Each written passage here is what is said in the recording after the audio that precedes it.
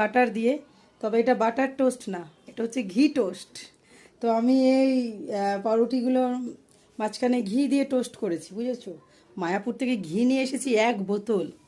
সেই ঘিগুলো তো খেতে হবে, বলো, ঘিগুলো না খেলে হবে।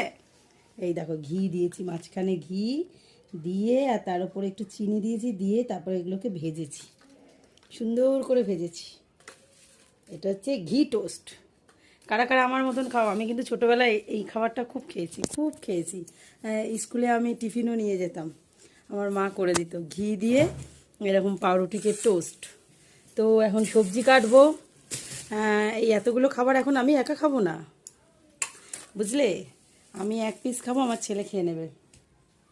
তো এই হচ্ছে, এই যে ওলকপি বলেছিলাম ছিল, ওলকপি, বেগুন, এগুলো নিয়ে আসলাম ফ্রিজ থেকে। ফ্রিজে পাউরুটিটাও ছিল, পাউরুটি আনলাম, বেগুন আনলাম। বেগুনগুলো আজকে সেরকম খুব